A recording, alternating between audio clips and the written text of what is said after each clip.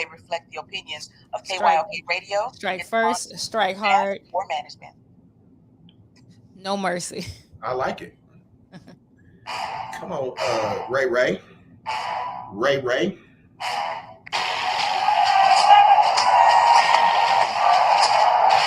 Walk out on that floor. Ask yourself this question. What time is it? Game time. What time is it? Game time. What time is it? Game time. What time is it? Let's go. We ready. We ready. We ready. We ready. I'm going to the house. I'm going to the house. When I step on the field, I send one message. This is what it feels like. This is what it feels like. Football is getting hit. That's it. It's gonna be football now. What time is it? Game time. What time is it? Game time. What time is it? Game time. What time is it? Let's hunt now. Let's hunt. Let's hunt. We ready. I'm going to the house. I'm going to the house. We're talking about the Jets like we're talking about the Saints. You know, all this hollering, we the Miami Heat of football. Yeah. The bottom line is you got to buckle up the chin straps. It's embarrassing. Yeah. Don't disrespect the game like that. There's too much pride from that. He's a man. He can be a hit just like us. He's a man. You already make the big money. He's a man. Okay, let's see. Step on the field, man. That's who I did. When I step on the field, I send one message. This is what it feels like. Oh, my bad. Your bad don't work in my world. What time is it? Game time. What time is it? Game time. What time is it? Game time. What time is it? Let's go. Let's go, by God, let's go. We ready. I'm going to the house. I'm going to the How about house. that? It's a wrap. Game over. Nah, this game is not over. It's just getting started right here on the lunch break on the legendary KYOK and the all-new 92.3 FM.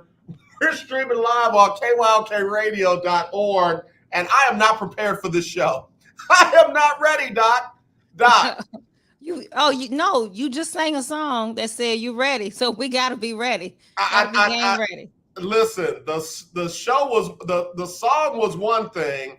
The reality is something totally different. I'm not ready. I don't have my jingles ready. I don't have my mic right over here on the side by you. I don't know what I'm doing. I don't believe that because you stay ready. You stay ready, so you don't have to get ready. So I know you're ready. So Ready. you know what the reality is? The reality Mm-hmm. is that I was on this phone and I should have been, going through my checklist of Mm. do this, do that, do the other, and I didn't. I'm not. I'm not there. Well, I was on the phone too. I've been eyes locked and loaded on the USFL draft on day two. So I'm a little distracted too. Sports can do that to you. Yeah, it really can. It really can. Speaking of the USFL draft, uh, Shea Patterson out of Michigan was Hmm. the number one pick in the overall draft. And I will tell you this, Dr. J, one of Hmm. the things that has been a deterrent to the other leagues that have started up has been bad quarterback play. Now, I'm not saying that Shea Patterson will be the face of bad quarterback play. I'm just saying. Well, the first round was all quarterbacks. I think the 12th round, which was the first round for today, was also quarterbacks, I believe. Okay. Um, yeah, you never know how they choose to pick. There's so many strategies. Like I've been in the room when coaches have been discussing how they pick, who they pick first.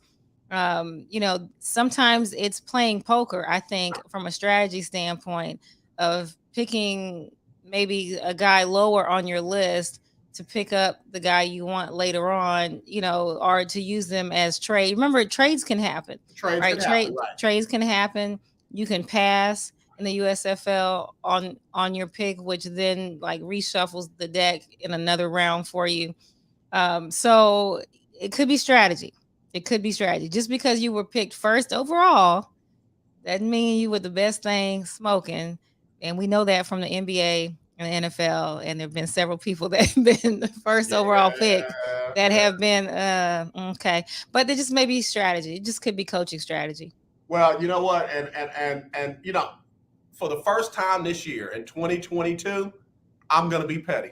I ain't been petty all year. But that was yesterday too, so it's the second time. Was I petty yesterday? You said this yesterday. Did I say this yesterday? You well, did. strike that from You the did. record yesterday. Okay. Today All right. is the first day of 2022 that I'm gonna be petty. Okay. I gotta consider the source. The dude picking first for the Michigan team in the USFL. I'll never say his name again, but all I'm saying is that dude right there, I don't know if he really know how to evaluate talent. I'm just saying. Well, again, and I'm not Now, don't sticking say up nothing. for Don't you say I'm not nothing. sticking up for this particular person, but I will say most coaching staffs make a decision by consensus. Okay, all right. Staff. Now, I'll give you that. Yeah, most of the time they will make a decision by consensus. Although the head coach always has the ability to say, this is what I'm doing. So more than likely the offensive coordinator for the Michigan team also weighed in heavily. That's typically the coordinator's role to do all the picks and to oversee the picks. So, you know, several people decided that was the pick that they should go with. Okay, all right. So you helped me. So let's strike that one from the record. Then I can be petty tomorrow because I wasn't petty today and I wasn't petty yesterday. So I still got a chance to be petty for the first time in 2022. So, all right. So to your point, if it's a consensus, if it's a group, and I also understand this. I understand that they're trying to get fans in the stands. And I know that it's not going to it's not right now going to be played in Michigan or in Houston or in any of the other towns. But eventually that's their hope.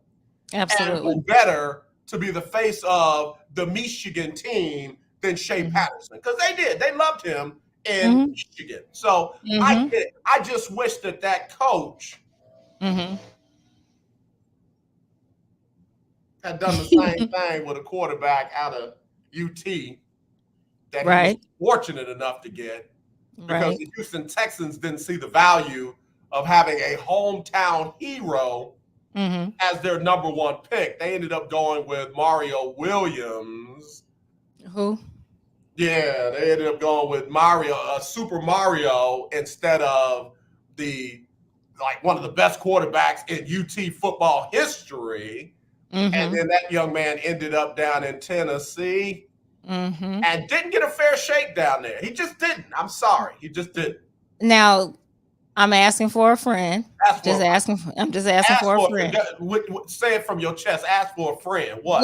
With Vince Young. And Vince Young was an amazing quarterback in college. Amazing, right? Is it possible? Possible, okay. That the height of his football career was in college? That no matter what team he went to, it was going to be on the other side of his peak. I'm just asking. Okay. Just simply asking. Keep asking. Keep asking. Okay. So So let me say this. Let me quit playing with you. Normally, I would be objective and say yes, that's possible. But I just happen to have this stuff called stats, results. And for that dude to get sat down by the head coach and the offensive coordinator, who made it very clear to him, we don't want you. The owner wanted you. And until we find who we want, you're just going to have to sit there. And I want to say that they started off like something crazy, like 1-7. Right. And this dude comes in and actually wins enough games for them to get into the playoffs. And then actually, I think he won a playoff game. I could be wrong. I can't remember. That tells me that was not the case, because he didn't do it 1 year. He did it 2. Okay. All right. That and that is fair. So there was a better coach player combination than what Vince Young had. Yeah. Right? There's just a better. So who was okay? AJ Almighty. Who was I where? kind of like that. I kind of like, I'm a Kappa, so for all Okay. everybody pledging undergrad now, you can't do that with the Okay. grad chapter. For everybody pledging undergrad, my new nickname is AJ Almighty. That's my All right. Okay. Well, AJ Almighty, what was the better combination? What was the better combination at that time? Like what would have been? And the reason I say that is because we go to the Chiefs, and I really like the way they rolled out Mahomes. I like the way that they developed him, paired him with the right quarterback coach. I like that. I think that's a fundamental reason why he has had the success he has had. I agree. So what is the combination? What would have been the combination for Vince Young? So that coach in Kansas City that did that was the same coach that ended up getting Vince in Philly. Right. And he did well. I hate that he said something about super team or right. What was the dream team? He said something about dream team. I hate that he did that. But he was in the right spot. He was in a good team with good coaching. He was in a team that knew how to use his talents and his ability, and didn't try to turn him into something that he wasn't. So I felt like that's the kind of coach. There's certain coaches out there that know how to adjust their scheme to their players, and then there's other coaches out there that try to force their players to fit their scheme. Kyle Shanahan. But I'm just saying, don't say nothing now. I don't want you to get no trouble.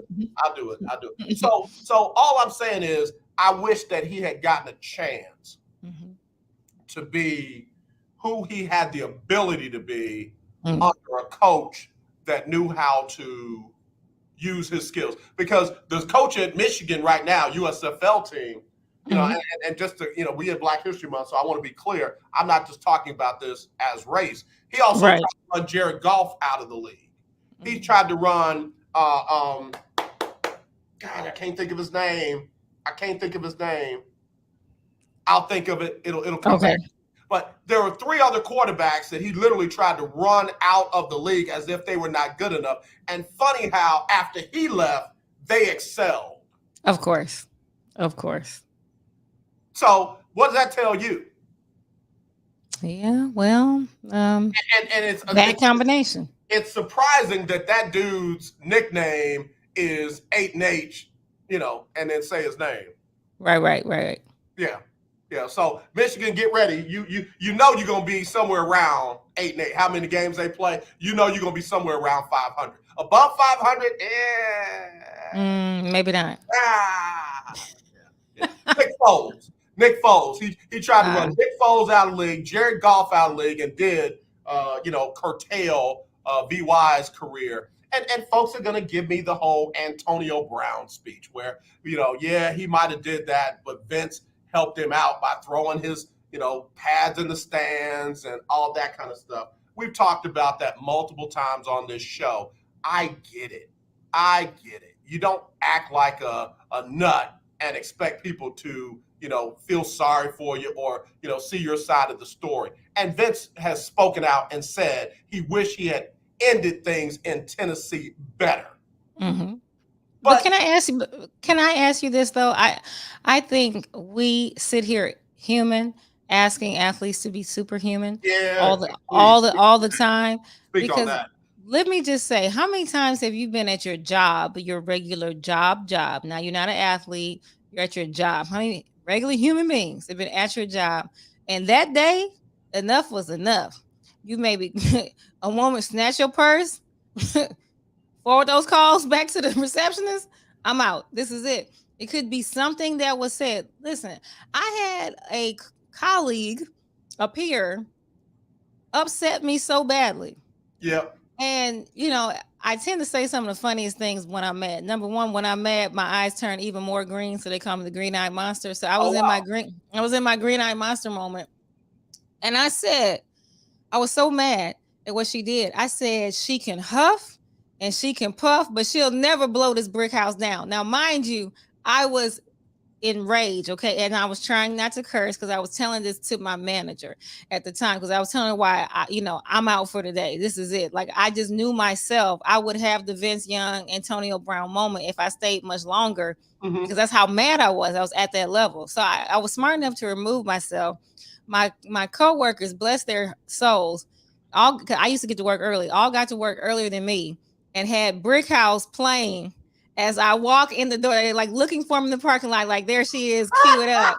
So I walk in Brick House and I can, and so I got a chance to calm and laugh, but I had a family that could do that. So bringing it back to sports, I don't think they play in Brick House to Antonio Brown when he walks back into the locker room. It's a high stakes game when you're talking about sports, but we as humans tend to apply our human rules to to these scenarios, and it's not the same. The pressures are remarkably different, right. But on top of that, we watch people lose it all the time at work. We watch people talk crazy to coworkers all the time. Look, the t-shirt I have on is a Cobra Kai t-shirt. Yep. Strike first, strike hard, no mercy. So how can I walk around and say that and then be the same person say, oh no, don't strike at all. If somebody strikes at you, just turn the other cheek, because we are walking contradictions in society all the time. And our industry is A100 at it. We are absolutely A100 at it. I got to take a quick break. It's Winning Wednesday. When we come back, I want to share a personal story with you about somebody who had a moment when they got terminated. We'll do that next on the lunch break. If you want in, 281-453-1000. That's 281-453-1000. And y'all know the text number because y'all text me long after the show yesterday, all throughout the night, talking about my comments yesterday about a particular gender in a certain culture. And we'll talk about that as well. 832-403-5005. That's 832-403-5005. You can email me, aj@kyoksports.com. We'll be right back right after this on the lunch break. No offense, but are you a little fat when you look in the mirror? How would you like to learn the secrets to lose 3 to 5 pounds a week easily without joining the gym or going through any crazy diets? It's called Body Sculpt by Med Diet. For the last 2 decades, we've been helping people just like you that have pounds they want to shed. We've helped millions of people lose thousands and thousands of pounds over the years. And now it's your turn. Learn the secrets of how to lose weight with one simple phone call. You'll see an amazing difference in a matter of days. Don't believe us? We'll offer you a money-back guarantee. If you're ready to start losing weight right now, call right now to learn more about your risk-free order to Body Sculpt. Call for your risk-free offer. 800-395-9215. 800-395-9215. 800-395-9215. That's 800-395-9215. How is your car payment treating you? What if I told you you could make a free phone call right now and reduce your car payment by as much as $83 a month? Look at your car payment closely. You could be paying as high as 20% interest. Rate Genius can help you reduce your car payments by reducing your interest rate to as low as 2.48% APR. We can refinance most existing car loans or leased cars, new or used, and save you money every month. Put more money back in your pocket. The call is free to find out how low we can lower your car payment. 5 minutes of your time right now could save you hundreds of dollars a year. Call Rate Genius now. 800-811-4169. 800-811-4169. 800-811-4169. That's 800-811-4169. Not allowed to qualify for a loan or rate savings. Actual offer terms including APR are determined at the time of your application based on creditworthiness, value of the vehicle, loan term, and other factors. The legendary KYOK 1140 AM and 92.3 FM. The legend continues. Come through, Jacqueline. I am Jacqueline Carr, and here is your winning strategy. My family had to realize that God wanted more out of us on this earth than our going to church, school, working, and coming home. He wants us to make a difference in life. In this difference, you will find a place for you coming to life. You are not a slave to work, paying bills, or living from paycheck to paycheck. No, you are not a slave to tradition, to past failures, or to errors in life. You better speak You on are that. called to win. It's good to want to win. However, if you get the trophy but lose your family and friends along the way, that's not a win. Winning is when you can get the trophy and still have your family and friends to support you with or without it because of your hard work. This is Irma J from Internal Revamp, and you're listening to AJ on the Lunch Break. Big shout out to Irma J, my sister, my friend, colleague, mogul. Irma J is all of that. She is all of that. Where's my music? There it is. You know, after the Super Bowl, that's my joint. I love this song. Oh my gosh, yes. Anything by Mary J. Anything. You didn't try to go upside down, did you, and pull a 50? Oh, I know what happened. Dr. J, stay right there. That's my fault. This is my fault. I did this. All right, hold on, Dr. J. I got something in that shouldn't be in, and okay. Can you hear me now? I can hear you. I can hear you perfectly. All right, we can hear you perfectly now. Awesome. I was trying new stuff and it wasn't working. So my question was, have you tried to go upside down and pull the 50 Cent, rap? No. You know what? I'm gonna just say something. I give 50 more credit for that than most people do, because 50 ain't as light as he used to be. No. And for him to be upside down trying to say it's your birthday. And sing and I'm really assuming it's live. It might not have been. They may have all been lip syncing for all we know. It is tough to tell with that kind of performance because there's so much movement. The camera's not necessarily right on you. But no matter what, the man was upside down for a minute. So you say what you want, yeah. Doing his thing. So yes, yeah, doing his G thing. I love the whole thing. And the folks that got mad because Eminem took a knee, stop it. It wasn't during the national anthem, and it wasn't during, wasn't a diss at the troops. So now y'all telling me it wasn't about the anthem and it wasn't about the troops. You just speak on it. That's you're not gonna upset people, are you? Your phone will start blowing up again. But you are right. Yesterday that I thought I might keep it going today. So Dr. Rush has tuned in. He says, AJ, love the show. Love having Dr. J on the show. I was a big fan of Chris Dishman back with his days with the Oilers. AJ, if you don't upset people, that means you're not doing anything. Any day you get up, somebody's going to be upset. Absolutely. The devil's upset. That's right. The devil's upset when I open my eyes. Devil's upset when we smile. It's what it is. That's okay. I'm into ruining those dreams, those pipe dreams. All day, every day. So I used to be at a Fortune 100 company, and I had responsibility for hiring and firing. Okay. And I sent a message to my team with a couple of names that needed to be let go before I got back, because I didn't know if I was going to get back by 5. Okay. And I walked in on the floor to a sister holding court. She was going around the room and letting everybody know what she really felt about them. And when I walked in, she said, and you. And I can't say everything that she said after and you. She said, you think you one of them. And baby, if you only knew how they talked about you behind your back. Oh. They called me a name that rhymed with uncle and another name like that.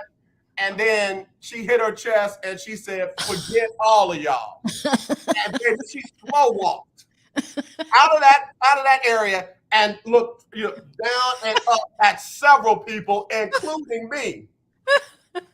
And when she walked out, I said, what happened? And they said, well, she got upset when we let her know she had to go. I said, why did she have to go? She wasn't on the list. They fired the wrong person. Did y'all call her back? And they said, well, do you want full color? She's fired now. I said, she definitely fired now.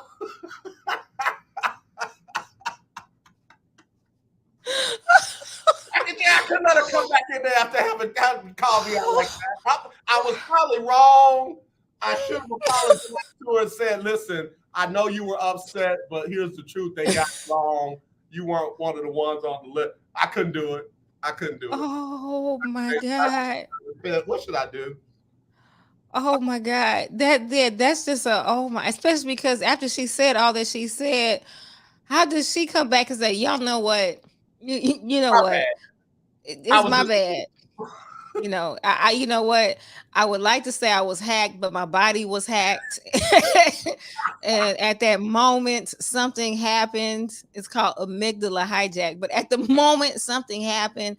And the things I said are not reflective of how much I appreciate you guys. Yeah. But you know what? Ooh. I had to give her credit because she didn't stutter. She didn't speak. Her timing was very good. She was kind of accurate in everybody that she read. It's like, oh, you It's almost like this, like it's like she went to a file folder. If get fired, open this out and do this. And that's and her instructions. She followed her own instructions. You know how they say if something happens to me, this will be mailed to the press? She was the press, baby, because she man, oh man. So anyway, I had to get that out. That's hilarious. That is hilarious. That lady was not supposed to get fired, but she was gone in. She was gone.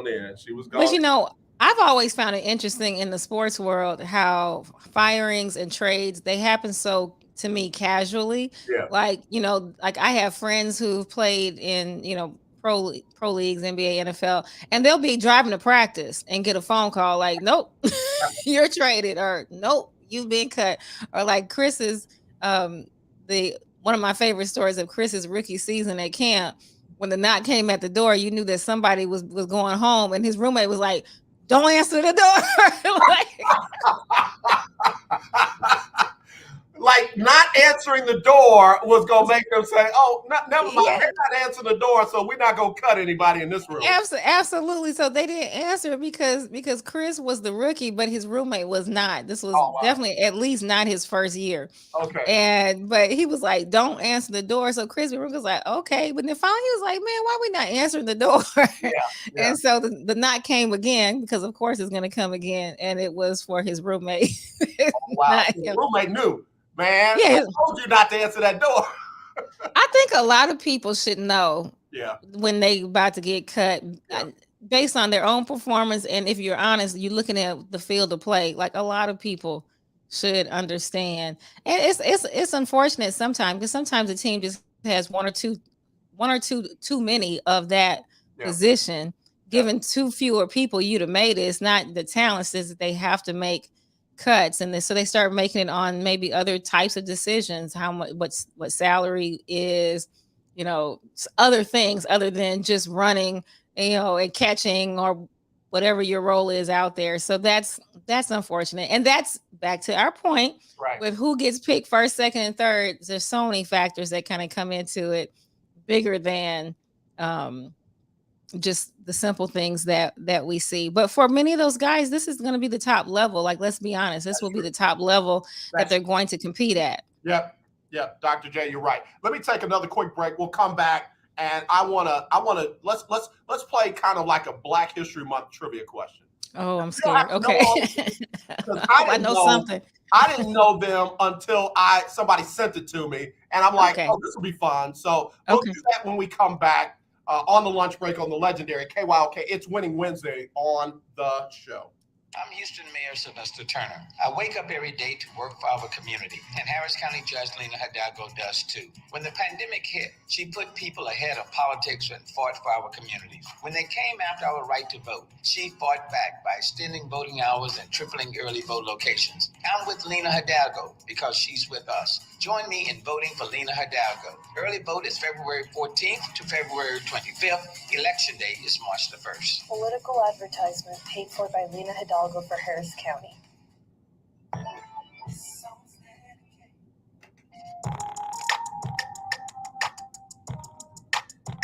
what's up, y'all? It's your boy Jonathan McReynolds, and I'm glad that you made room for the legendary KYOK, The Lunch Break. Thank you, Jonathan McReynolds, with your singing self. Oh, look, just anointed on top of anointed. I love his whole CDs, man. I love the whole from beginning to end. Very few people that I can listen to from A to Z, but Jonathan McReynolds is one of them. And if you haven't had a chance to know who he is, or if you don't know, look him up. You're gonna thank me later. So I got Dr. J, broadcast journalist, who's just amazing. She's an author, former gymnast. She's an amazing mom, wife. I'm telling you, I just love having you as my friend. A lot of folks are hitting me up, talking about they love when you are on the show. So thank you for making time. I said before the break that we were going to do kind of like a Black History Month trivia thing, and I got to give credit to this writer for the Undefeated. His name is Martinez Johnson. Martin Z. Johnson. Thank you, man. All right. So anyway, he did some work a couple of years ago where he put together a list of the first Black quarterback for every team in the NFL. So, Doc, off your dome now. Off your dome. Tell me. Come on, Doc. Don't look it up. Don't Google it. Don't do it. Because it'll be fun. It's just, God gave us Google for a reason. What you talking about? Don't do it. All right. We're going to go from A to Z. Arizona Cardinals. Who was their first Black quarterback? Guess. Just guess somebody. I was like, seriously. This is going to be a boring, very boring. It's going to be fun.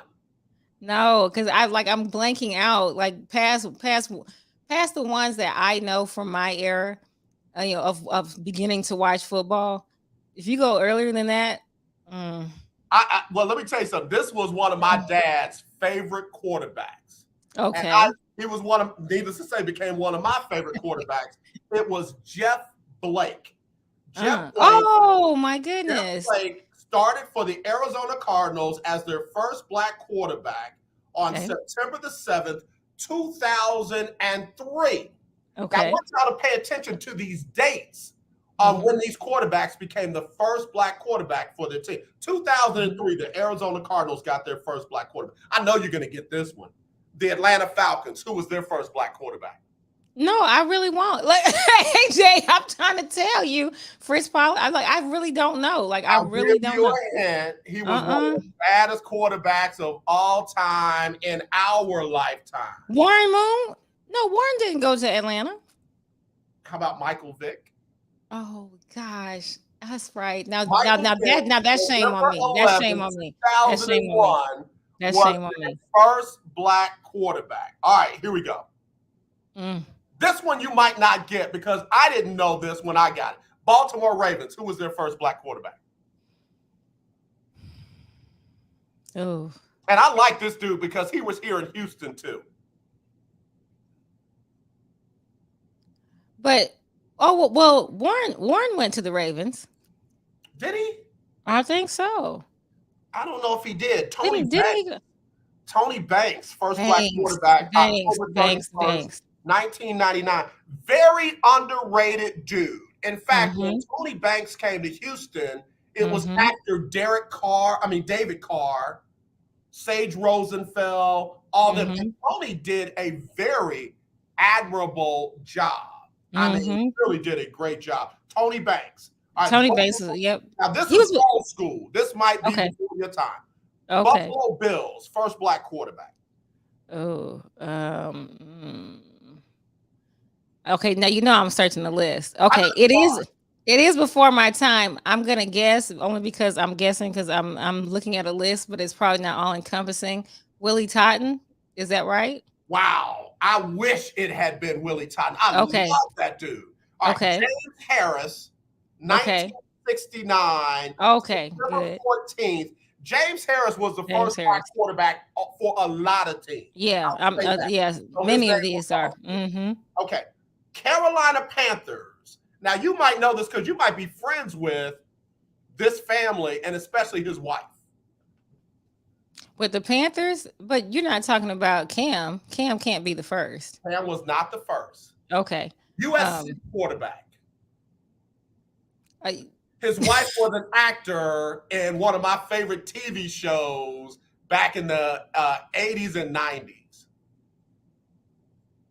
Oh, Rodney Peete. Lord have mercy. Lord. Holly, what's wrong with me? Are you friends with him? No, I'm not. No, I've met them, but yeah, we're not, we're not BFFs. We're not vacationing. Baby, let me tell you something. If you were, I was going to be real, real jelly because I would love. They're a great family. And she's communicated with me before. Obviously, I have. But Rodney Peete, again, another highly underrated quarterback. Absolutely.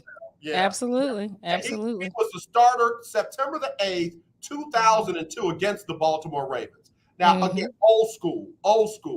Chicago Bears, first black quarterback. Vince Evans. Yes, ma'am.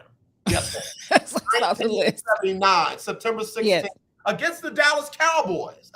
Oh, wow. Vince Evans was a good quarterback. He had a cannon for an arm back before they thought that black quarterbacks had cannons for an arm. I got the chance to see him play before he left. Okay. For this one, we've said his name before. I'm from Cincinnati, and I said he's my dad's favorite quarterback. Cincinnati Bengals, first black quarterback. Well, I would have said Warren Moon. I'm gonna say Warren Moon. Every person I don't know. Warren played for a lot of teams. You know what? And I didn't realize how many teams he played for. Jeff Blake was the first black quarterback for the Cincinnati Bengals, October 30th, 1994, against the Dallas Cowboys. Why people roll out their black quarterback against Dallas? What's that about? That's a big game. Maybe they don't want to get their real quarterback hurt. But you know what? Some coaches thought like that. Like, this going to be a tough win. You'll be able to protect. Jeff Blake, get in there, bro. Do your thing. Maybe, and that's a shame, but it is what it is. I had no idea about this one. In fact, I'll be honest, I did not know who this person was. Cleveland Browns, first black quarterback. For the Browns. Now, I'm looking my list. Okay. I see it. I'm sure I'm right. Sandy Stevens, but I don't know who that is. Dave Mays, November 20th, 1977. Oh, we should check that because Sandy Stevens is listed in 1962. Well, you know what? For the Browns. Now, maybe he didn't. Maybe he was on the roster and didn't play, right? That could be the difference. And that's what this list is. First black quarterback to start for these. Right. So that could be some of the differences. There was another quarterback that I thought was going to be that name, Achilles Smith, out of Oregon. I thought he was going to be the name, but obviously they had somebody before him. All right, here we go. I'm going to see if you get this one because you work with the organization. Dallas Cowboys. It's funny you say that because I was looking for the Cowboys on this list to see if it could jog my own memory. And I don't I'm scrolling. I see Reggie Collier. Yep. On the list. Yep. 1970, and I'm sorry, December 21st, 1986, against the Chicago Bears. And he did not start for another team. And he only had one start for the Cowboys that year. It was the first losing season in 22 years for the Cowboys, and he started the final game of that year. And Keith Hennig, that's who I thought it was. I thought Quincy Carter was. Y'all don't say that name. Y'all don't speak that name too loudly in Dallas.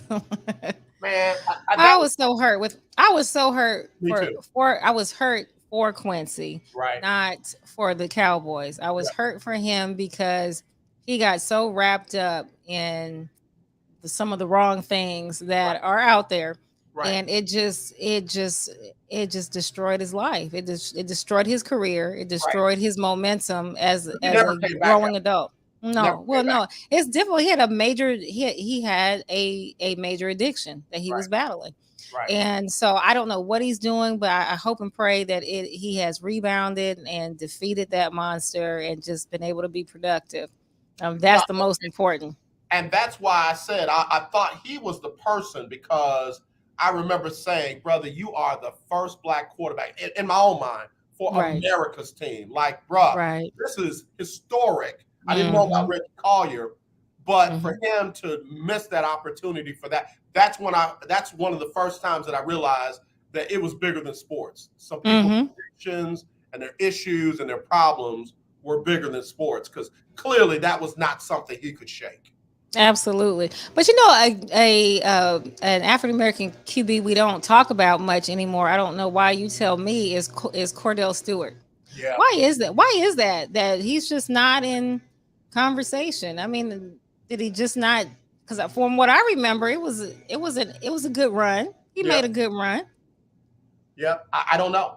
I don't know, because his slash moniker, you know, was really the precursor to what we see for a lot of these dual threat quarterbacks. Absolutely. Yeah. Because, for instance, Joe Webb is a guy who plays Mm-hmm. defense, special teams, wide receiver, and quarterback. And that was after Cordell Stewart, who punted, played wide receiver, ran the ball, and played quarterback. So, absolutely. All right, let's go Denver Broncos. Now, this is real old school. Okay. Well, we know I'm going to have to cheat. So, yes, Dr. J cheats sometimes. Broncos, yeah, it's not coming to me. And as I'm trying to quickly glance, I don't I've got see a it. T-shirt with his name on it. Marlon Briscoe, is that it? Marlon Briscoe, October 6, 1968, the first black quarterback to start a game in the Super Bowl or modern era. Obviously, Fritz Pollard was the first quarterback in the NFL, but the first black quarterback in the modern era for the Denver Broncos and for the NFL was Marlon Briscoe. All right, here we go. Here's another name that you should know. Detroit Lions, first black quarterback. I can see him. I'm gonna have to see. We talked about him already. Yes. I love his wife. It's not McNabb. 21 Jump Street. I just asked if y'all were friends. Rodney Peete as well? Yeah, Rodney Peete was the first black quarterback for Detroit. I thought I was picturing somebody else. There you go. Yeah, I was picturing somebody else. I was like, But I forgot Rodney Peete got the job before Andre Ware did. Rodney Peete, October 1st, 1989, was the first black starting quarterback for Detroit when they played the Pittsburgh Steelers. And he ended up starting 46 other games over 5 seasons. So, now see, the brother that wrote this article, he said, Mr. Holly Robinson Peete. That's not funny, man. Don't do that. No, that's disrespectful. That's disrespectful. You got a real good power couple that, you know, they love each other. They've been together forever. And in an era where you see more couples like that break up, man, don't do that. Don't do that. Well, not only that, what's the harm in having both the husband and the wife having a career, and a career that they're individually known for, and the fact that his football career playing days are over, that was definite. That was going to happen, and an acting career can go longer. So that's unfortunate. That's another thing I love about Russell Wilson and Ciara. I mean, those two do their thing well. Absolutely. I don't see competitive spirit between. No, I don't. We don't know what happens behind the scene, but I don't see that with those two. No, I just see pure love every time I see them, rooted in God. And I think that's why it is the way that it is. Yeah. You know, if it looks foreign to people, maybe they're not accustomed to seeing a relationship rooted in God. So. Got to take a quick break. Mike Patton, touring the AFC South, said that's straight disrespectful to call him Mr. Holly Robinson Peete. And yeah, I know my guys listening that sent me this article, bro. That was an unforced error right there. And love your work, but that was an unforced error. Let me take this quick break. We're gonna come back and we're gonna finish these right here on the list. Dr. J, you doing good? Thank you. Appreciate you. All right, y'all. It's Winning Wednesday. We'll be right back right after this on the lunch break. Hi, this is Candace Houston. Tune into my new radio show called Candid Plug every Saturday from noon to 1. We will have engaging conversations on current events, topics that affect the community and religion. Join me each Saturday this out. from Check this noon comment to out. 1 for my new show We'll talk called about that when we Candid come back. Plug, where you plus me equals us. Right Because he here had some of on the same the issues. legendary KYOK Saturday, 11:40 a.m. and streaming live on KYOKradio.org. 1140 AM and 92.3 FM. The legendary KYOK. This is Jamie from Baytown listening to AJ on the lunch break. Hey, Jamie from Baytown with your amazing self. You know, I love you, Jamie. Need you in the studio. All right, so it's the lunch break. It's Winning Wednesday. I got my good friend, sister, Dr. J, Jennifer Tebow, and I got one of the young, brilliant brothers out there, Mike Patton, touring the AFC South. And he made an interesting comment that I agree with. He said, I remember Joe Gilliam. If he stays clean, Terry Bradshaw is never heard of. Brother played here in Nashville at Tennessee State University. And he's right. Joe Gilliam also had some issues with substance abuse. And as a result, Terry Bradshaw got into that starting lineup. And, you know, the rest is, as they say, history. Wow. You know, people think that being at the professional ranks is like going to heaven for an athlete, but it's not. It takes work. There are a lot of distractions and a lot of temptations and a lot of pressures, and it is something that you really have to say. You should step in their shoes to understand how did they get here, and that's unfortunate. Yeah, he actually he was born in Charleston, West Virginia. Yeah. And he died on Christmas Day in 2000. My goodness. Yeah. What's crazy is my dad made me see it differently when he talked about when Hank Aaron broke the home run record in Cincinnati. Mm-hmm. And he said, son, we have no idea what Mr. Aaron, and he called him that, Mr. Aaron was going through. He said not only did he have the pressure of being one of the first black players in the game, not only did he have the pressure of breaking the home run record by, you know, the legend, Babe Ruth, but there were people that were giving him death threats. There were people that were tempting him with money and drugs and sex and all this other stuff. And that young man stayed the course until he finally broke that record in spite of all of that. And it's like, I never even thought about it like that. All those things pulling against him, and all he did was show up every night and play until he one day hit a pinnacle that many folks never thought someone like him could get to. And even that day, when he hit that home run, there were people that ran out on the field, and security did nothing to stop them from getting right up next to him. And they could have meant him harm. They could have been trying to kill him. And he just shook them off and crossed home plate, and the rest was history. Mm-hmm. And now I'm not trying to poke the bear, but I'm going to poke the bear for, I'm having a flashback of the Wisconsin-Michigan game. Yeah. You know, there was a security guard literally right there. Yep. And I did not see that security guard take any action to, I just, you know, point of information. And there's normally a guard that follows the head coach. So in theory, there should have been two at least. Right. There should have been two, one for each head coach. They were pretty close by. And I only saw one in the frame when I looked. But I didn't see their contribution to assist with de-escalating the issue either. So, you know, you ask yourself, why do things happen the way that they do?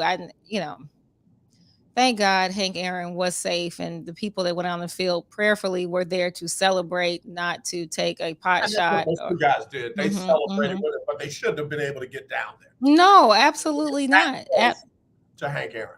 That's right. That's and that's why there are rules in the NBA for those who sit courtside. You know, even though it's funny, but it's not funny, but it is funny. Okay, this is my weird sense of humor. When that woman stood up and was drunk and walked out onto the court during an NBA game, I believe she was talking to maybe Derek Fisher. She was one of the players she had this kind of fixation with, and she had already been banned. So I don't know how she made it in on the floor and how they didn't scan and understand that she was sitting there. And then she got inebriated. She literally had a drink in her hand when she stood up. And it's like, security, what are you doing? Absolutely. How is this possible? And to go back to that Hank Aaron scenario, you knew that he had a chance to break that record that night. You know, Major League Baseball had put things into place just in case. And for that to happen was just a little inside peek on how much or little they valued even a guy like Hank Aaron. Oh, absolutely. Look, me on a small fry scale during one of my bigger competitions, after the first round of competition, a reporter walked right up to me Yeah. on the floor Yep. of the competition. And Yep. that's not supposed to happen Right. at all. Right. And at that time, I'm maybe 13 or 14 years old. So I know it's not supposed to happen, but I'm assuming since he got to me, I guess it's allowed. So I'm talking to him, and my coach blew a gasket when he realized here's a man talking to me with a little spiral notepad. He's like, it's a reporter. And I mean, he put hands on him, physically removed him. My coach did, and I was like, I didn't know. And this reporter was new. He didn't understand the etiquette. He didn't know the protocol, and I don't know what kind of security they had. But he was literally on the floor, on the competition floor, right after I finished a beam routine, which was a great beam routine, and he wanted to get my immediate quote. But it was like, wow, what if he was not there to do that?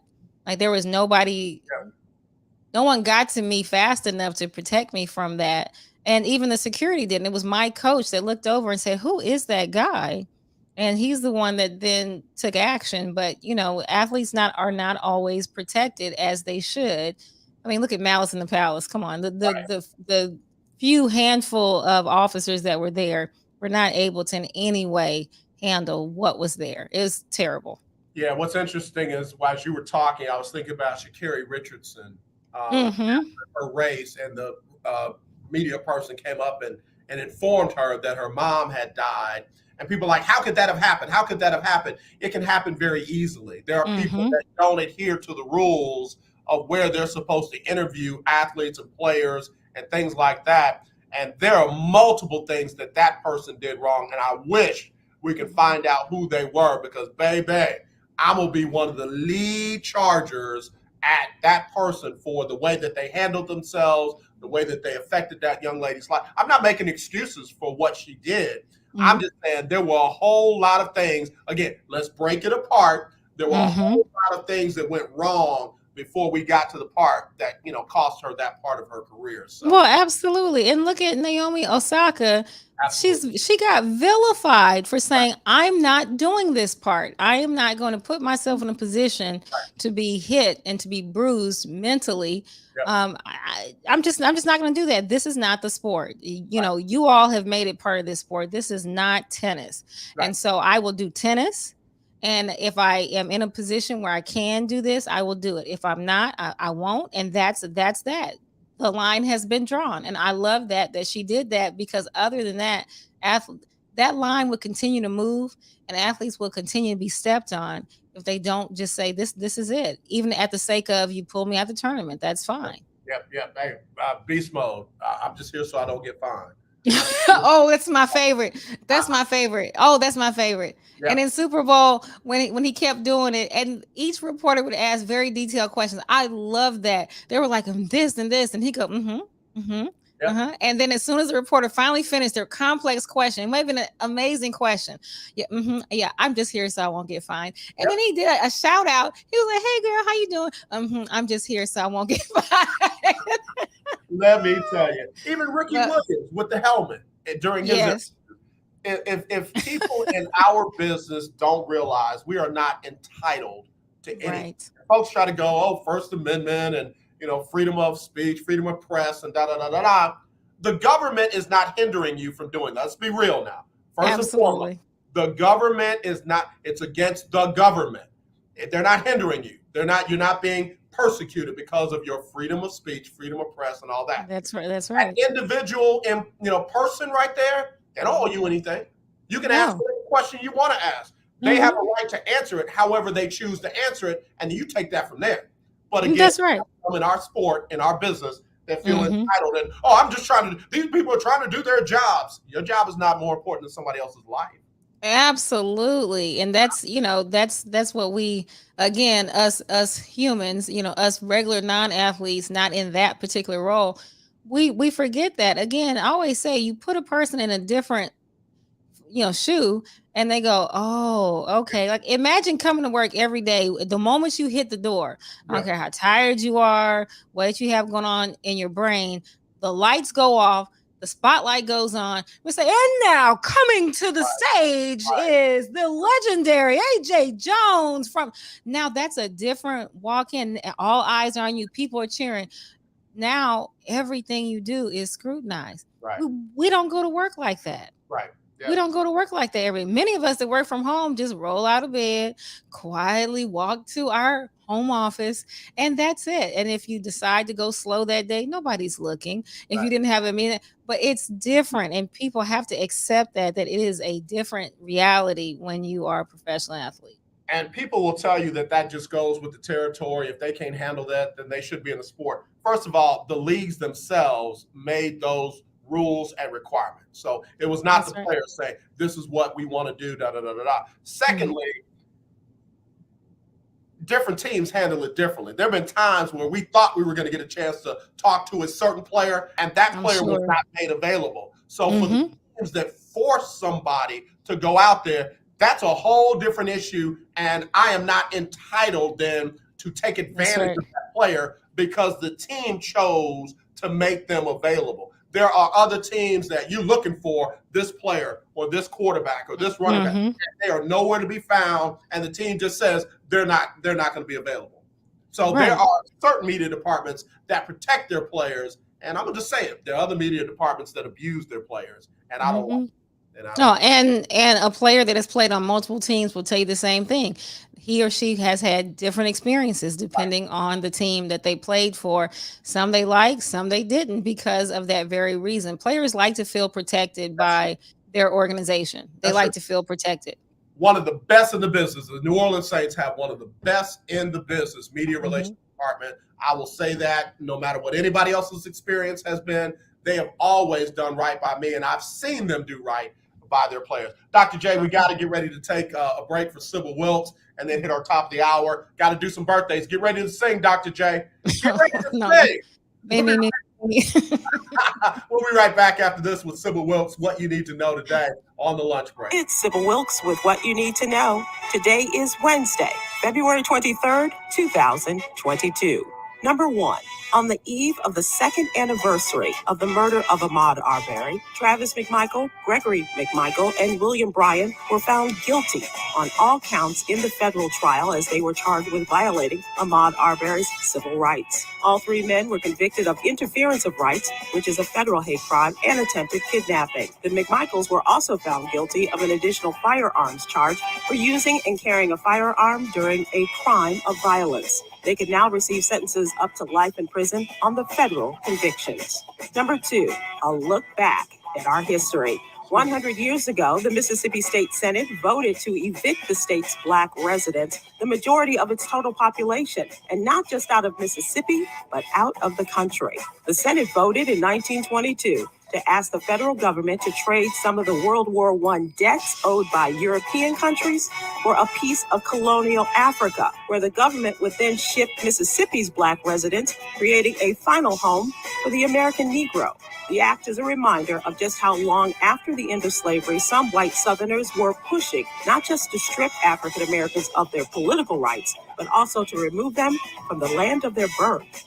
Number 3, American truckers are banding together to form their own protest against vaccine mandates, an effort that comes on the heels of rampant protests that roiled Canada in recent weeks. The newly formed The People's Convoy announced plans to launch a unified transcontinental movement beginning Wednesday in Southern California to Washington, D.C. on March 5th. D.C. law enforcement is making preparations to be on the scene next month in the event the rally escalates and shuts down traffic around the nation's capital. Number 4, as we look back 10 years ago in the murder of Trayvon Martin, we are reminded Patrisse Cullors, along with 2 other queer Black women, co-founded the Black Lives Matter movement in 2013 after George Zimmerman was acquitted of shooting and killing the 17-year-old Trayvon Martin. While it started out as a way to mobilize demonstrations in response to police violence against African Americans, Black Lives Matter today has 26 chapters in the United States, Britain, and Ghana. It's a movement that some analysts say is the biggest in U.S. history. Number 5. 77-year-old Jerry Rye was first reported missing by family members who were unable to contact him late last week. Mr. Rye was last seen Wednesday, February 5th, at his Renton apartment complex. But in the days since, he has been spotted in Tacoma, Pierce County, Washington State. Mr. Rye suffers from memory loss issues and has health complications that could put him at risk if he does not receive medical attention. If you or anyone has information about Jerry Rye, please contact the Pierce County Police Department or go to the Black and Missing Foundation website. Here's your daily inspiration from Yogi's Jewels. Be aware of your power to change your thoughts. Inhale peace, exhale chaos. Join me today live on YouTube and Facebook at 7 p.m. Eastern, 6 p.m. Central with Stephen Hill, Myra J., and activist Quinn Townsend Riley as we discuss today's top headlines and more. Thank you to our What You Need to Know partners, Alpha Kappa Alpha Sorority Incorporated and the American Heart Association. To subscribe to my free daily newsletter, please visit SibylWilkes.com. Be informed, be empowered. 1140 AM, KYOK Conroe, at 92.3 FM, K222CX Houston. The views and opinions expressed on all radio shows broadcast on KYOK are entirely those of the hosts, guests, and callers who are entirely responsible for all show content and do not in any way reflect the opinions of KYOK Radio, its sponsors, staff, or management. All right, y'all, back here on the lunch break on the legendary KYOK and the all-new 92.3 FM. It is our Talk Your Team. No, it isn't. It's Winning Wednesday on the lunch break. I'll tell you, I'm all discombobulated because, Doc, I'm doing too many things at one time. I'm going to admit it. I'm trying to check messages. I'm trying to get this birthday list together, and it ain't no excuse. So let me go to the birthdays. Doc, you ready to sing?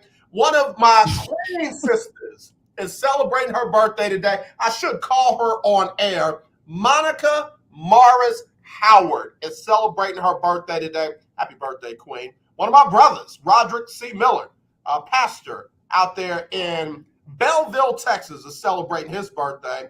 One of the baddest praise dancers I know, Stacy J., is celebrating her birthday today. Rhonda Cooper is the double five. Leslie Shorte is celebrating her birthday, along with Linnell Starkey. He's 74. Jerica Totston is 39. Alicia Compton is 52. One of my oldest friend. This is my longest friend.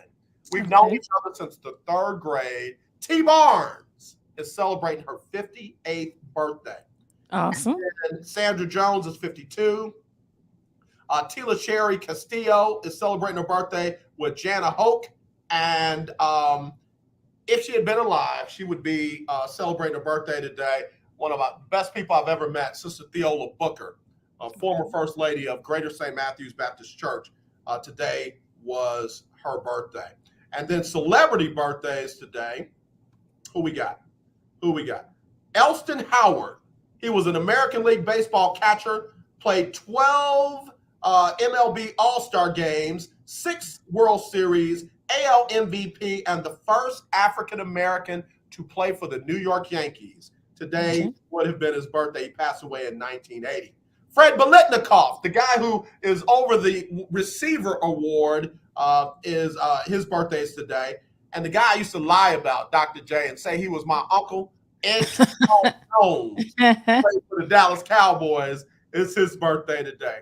Bobby Bonilla, the guy who negotiated one of the best contracts ever written in baseball history, because he still gets $1 million from the New York Yankees. Bobby Bonilla is celebrating a birthday today. Andre Ward, who was a professional boxer, he's not boxing anymore. Jarrett Mayo, who is a coach, I think, for the New England Patriots, and then Andrew Wiggins, who of course plays for the Golden State Warriors. All right, y'all, come on, Usher, do your thing. Oh, go shawty, it's your birthday. Ooh, it's your birthday. Look what Keith Go Hennig said. shawty, I see. birthday. Today's your day. Happy birthday to you. Happy birthday to everybody celebrating birthdays and anniversaries. Dr. J, what did you do special for 2/22/22 yesterday? You know, it's going to sound very boring, but we were in the middle of the USFL draft, and Chris is coaching.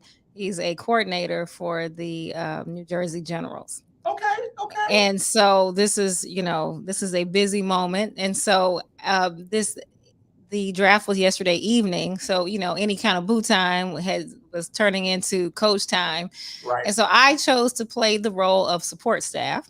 Okay. And so I made sure he had his food, his snacks, his water. If he needed a list printed in a certain way so he could look at them alphabetical, then I was jumping and sliding him that list. And he's on Zoom, is doing all those things. So I played the role of support staff and to kind of keep the house quiet. So that way he could focus and do what he does. And we had this conversation. And so, so I think that's how a couple works, like, really well, when you kind of work together on all things. But we had this conversation. There's a younger coach that Chris mentors a lot of younger coaches. Mm-hmm. And this younger coach got this great opportunity. And he was trying to figure out what to do because, long story short, his girlfriend, not wife, his girlfriend had literally just gotten a job in the city where he is to move with him. And now he's got a job to go somewhere else. Oh, wow. And what to do. Right. But the new gig was probably going to be a great gig for this young coach in his, ladder, in him climbing through the ranks. So it's kind of like a job you don't pass up. And he's got the task of saying, hey, boo, I'm so glad you just quit your last job, got a new job, moving here. But now I think we need to go somewhere else. And that's what he has to do. And so we had this conversation about, you know what? If you're in the coaching world, you got to be committed. It's what it is. And your significant other has to be on board too, because it works really well when you work as a team behind the scenes. And it works really badly. And I think that's why a lot of coaches get divorced when the two aren't able to work together. If I would have sat there last night and been frustrated, why does the house have to be quiet? Oh, why do I have to go print a list? Like, this would have been a whole different experience for him. Yep. And, so it's, if you're in it, you got to be in it to win it. I've said that no matter what. And when you're on a team of two, 22, when you're on a team of two, then you have to be on that team. So that's what we did. We were all a part of the USFL draft. That's priceless. I love it. When I grow up, I want to be just like y'all. I enjoyed it though. I enjoyed it. And selfishly, it helps me see who's getting drafted, who's going where, how the teams are being built. That just helps me kind of build my conversation in sports. So when I tell you my heart dropped, my mouth got dry, my lips got dry when you said, yeah, Chris is a coordinator for, and I just knew you were going to say this thing. All right, we're going to end the show right now. Let's always, not be divided. I was going to end the show and crawl under the door. I was just like, if that man is the assistant for the Michigan team and I just done went in on the Michigan team, oh my gosh, that would have been too good to be true. I mean, no, the New Jersey Generals. So look for them to be the champions at the end, in my humble opinion. Well, let me just say this: I love that the USFL kept the names.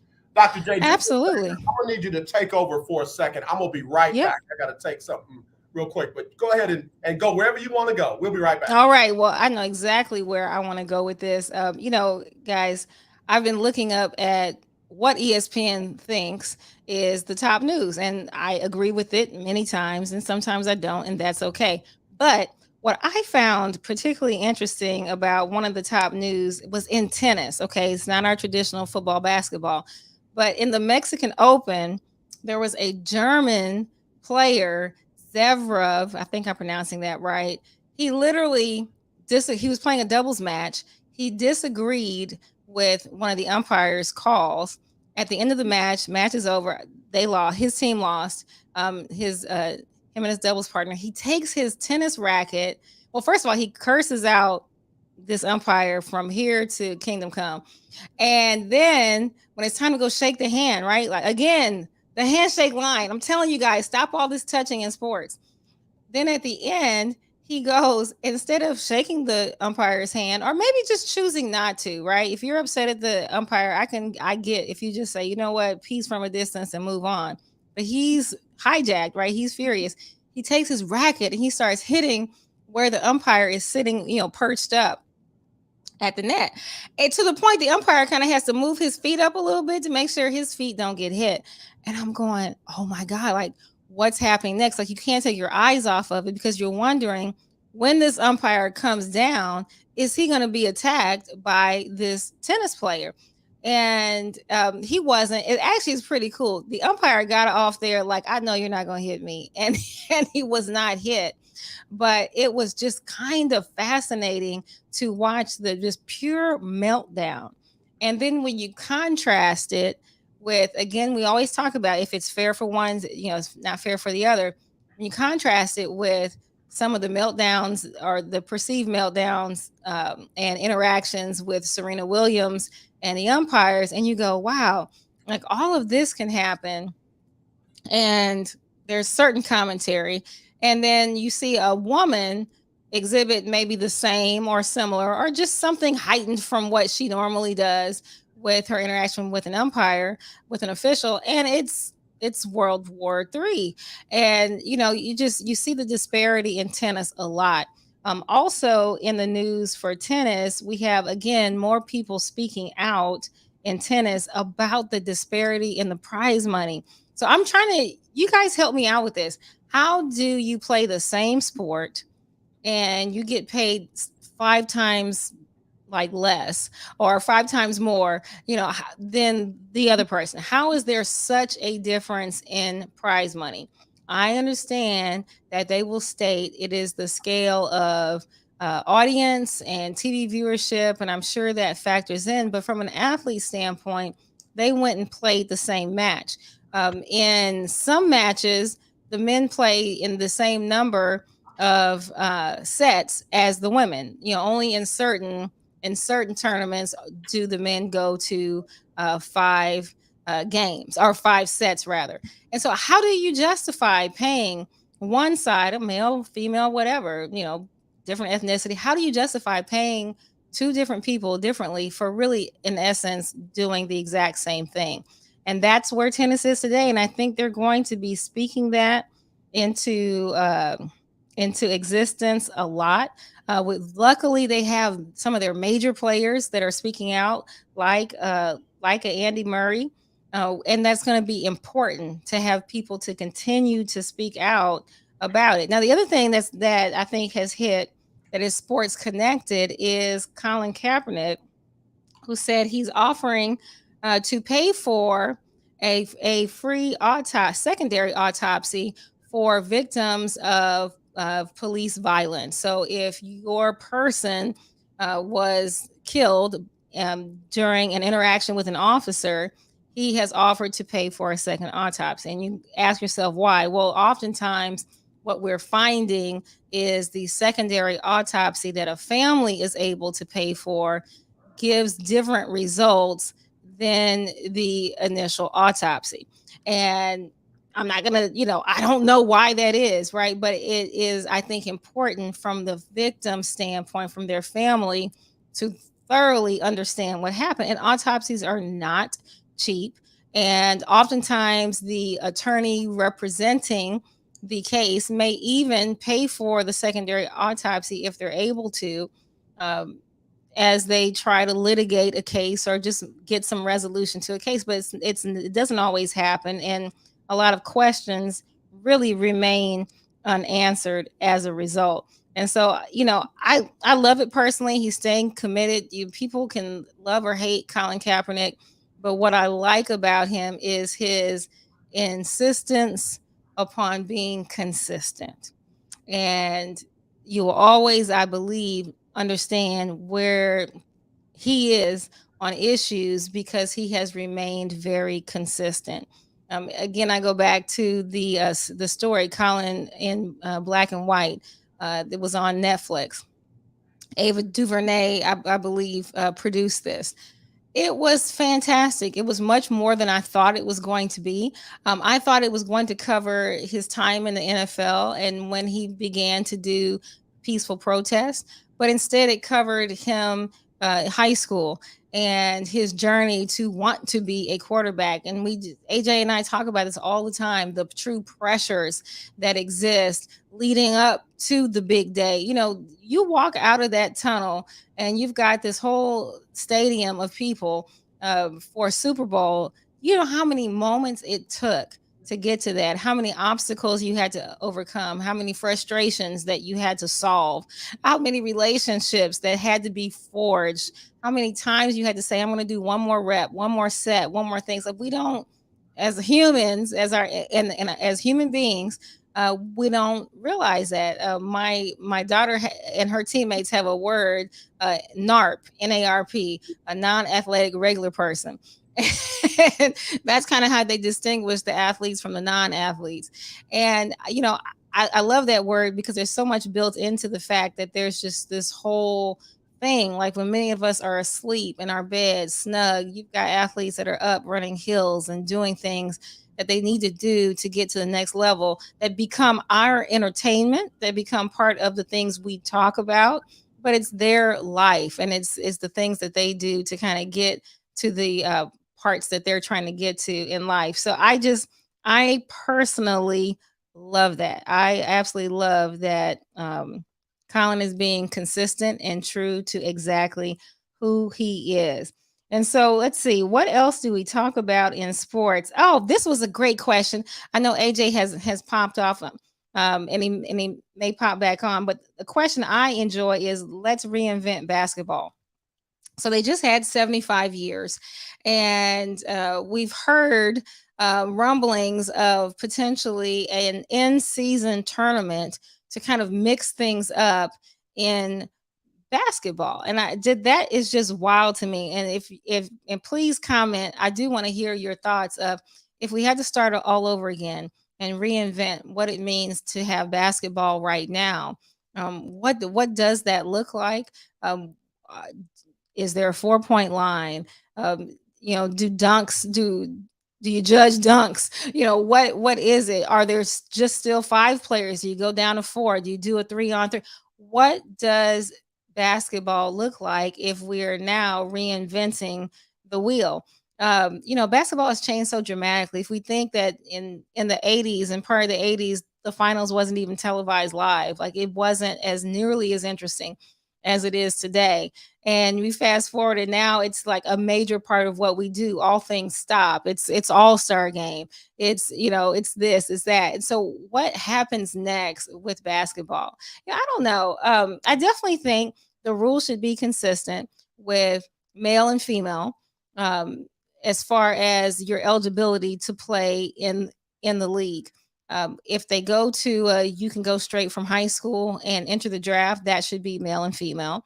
I think there are a lot of important reasons why you actually want women in the WNBA or at the pro ranks as soon as they're out of high school.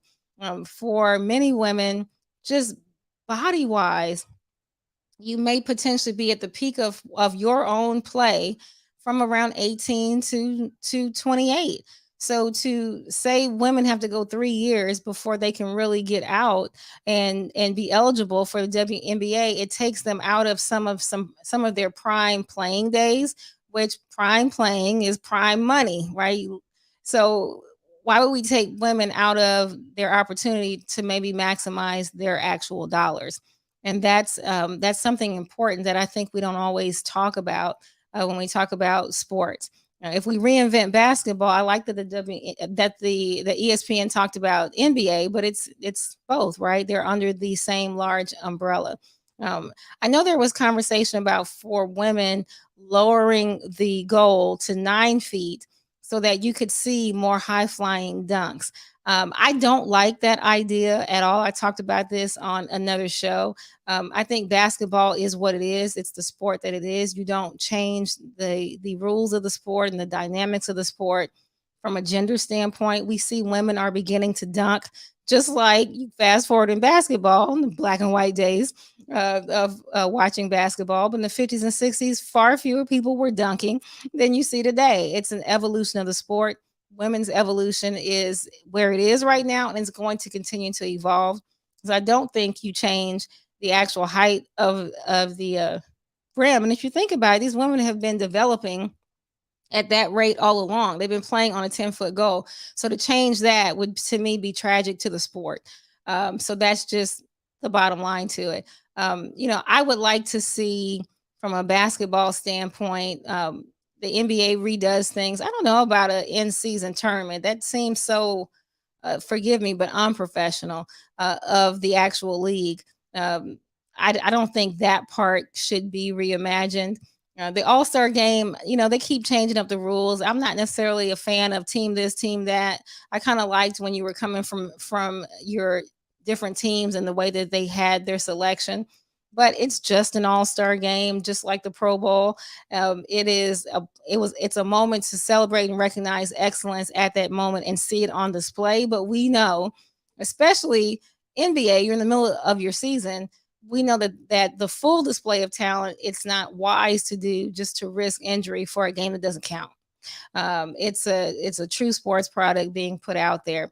I would probably move All-Star to the end of the season, and let it be some big blowout All-Star plus recognition of all the MVP for the season and all of that one big time, and make it just a big block party type of moment.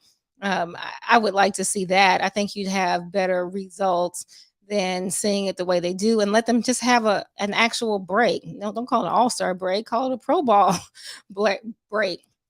I'd love to see that as well. Now, the thing I think that the NBA can do a better job with, if you've gone to any G League games, the G League has found their lane in interaction with fans. So if you physically go to a G League game, you will see so many activities for the entire family, and the tickets are much more affordable so that an entire family can go. And that's really how you hook your fans, right? You want everybody to be in the room. And so I would love to see the NBA carve out more space during games so that it is more family friendly. And I'd love to see, and I know the owners don't want to hear this, I'd love to see the prices go down on tickets so that if people wanted to experience a game live, they, with more than just themselves, though I can only afford one ticket, right?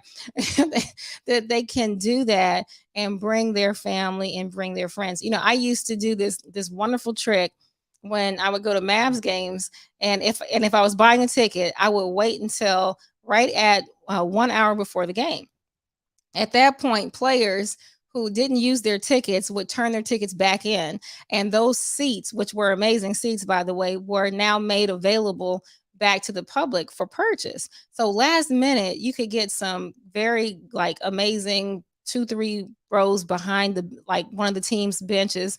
Normally it's going to be the opposing team because they're the ones that turn the tickets back in, and get great tickets. And that's how I was been able to get my daughter, close into the action. I loved it because we could see the coach in the huddle and all the things that they do, and see that part of the game, which I enjoy seeing. But it's that part that I think fans really love. That's what makes TV so great, right? The cameras go in, you zoom in, and you can see all of that greatness. And, it's, you just don't get that in the nosebleeds. One time I sat literally nosebleeds, I could touch the back, the ceiling, I felt like, and it's a different experience because you're just there with the fans, but you're watching the screen because you can't really see much detail down the bottom, and I'm a details person. So if they could just simply figure out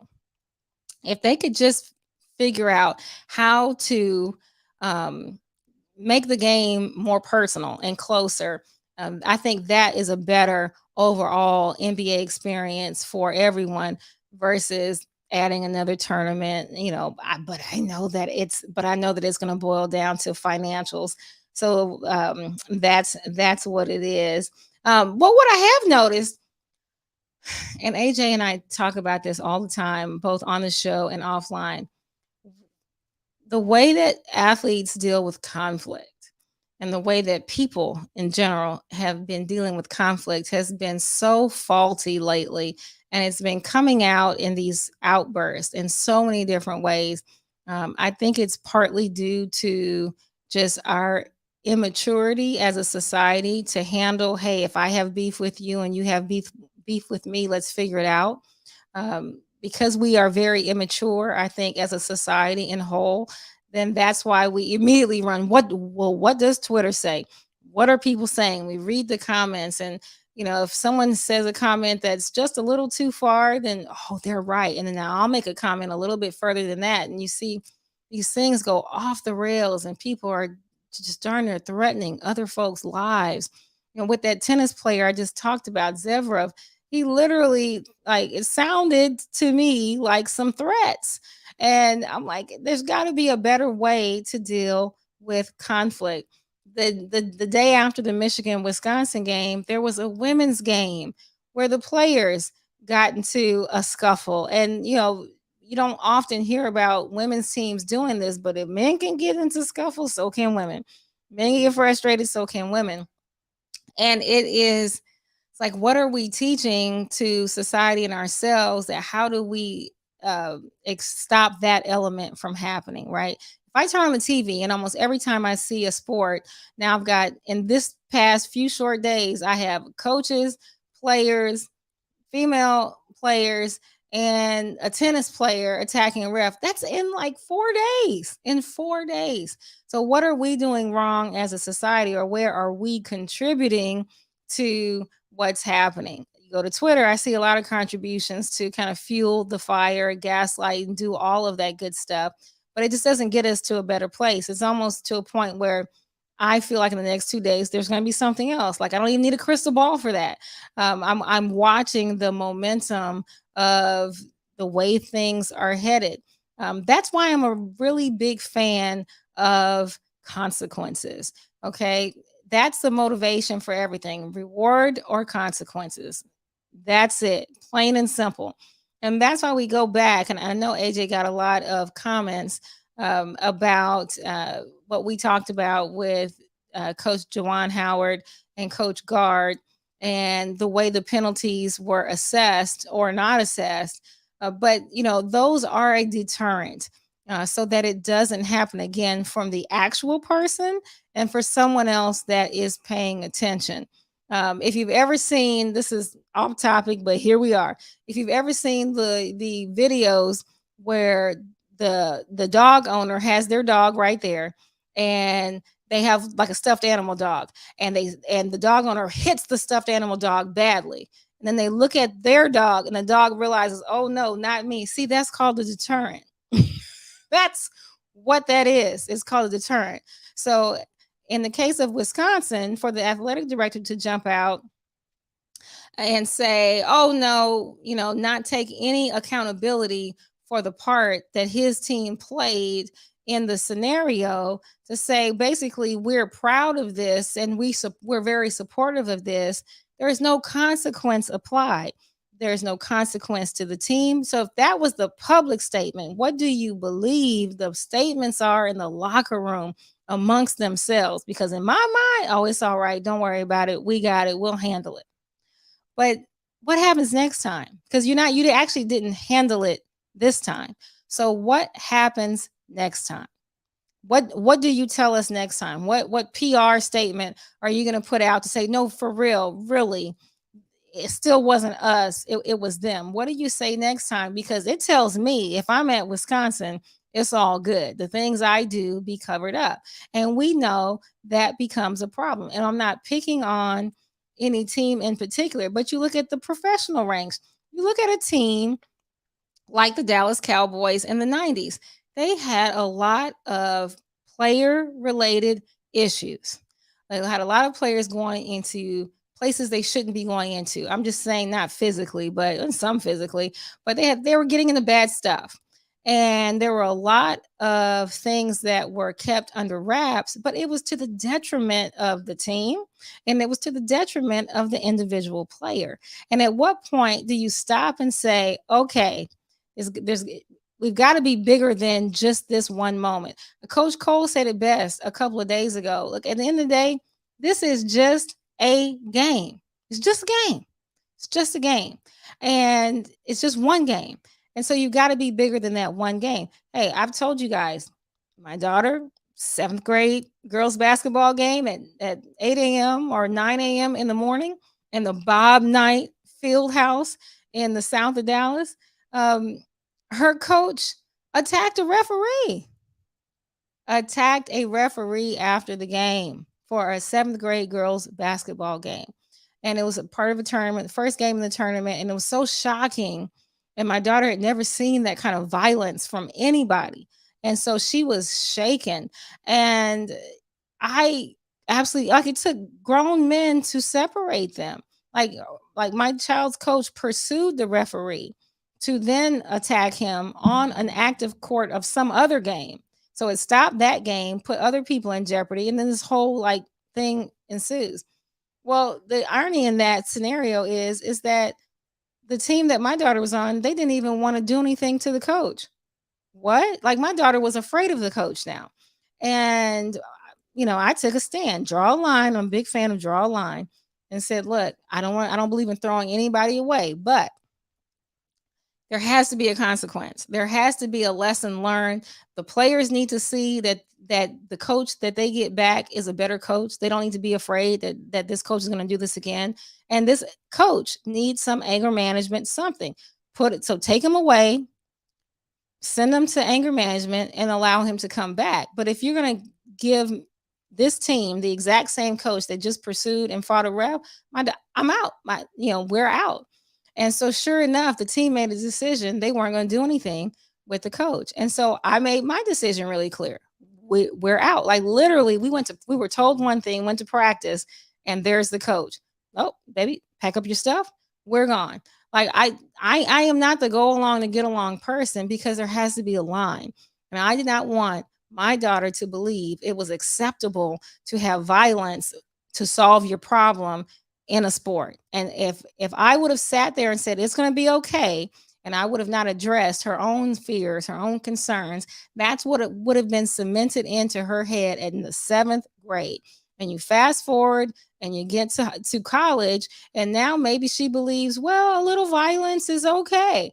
Maybe she's in a personal relationship, and well, if the person I'm in love with, if they hit me, it's okay. Why? Because these moments cement in what is okay and what's not okay. So back to Wisconsin and Michigan, what message are we sending in the sports world to our future athletes when there is no consequence assessed to a contributor of an event?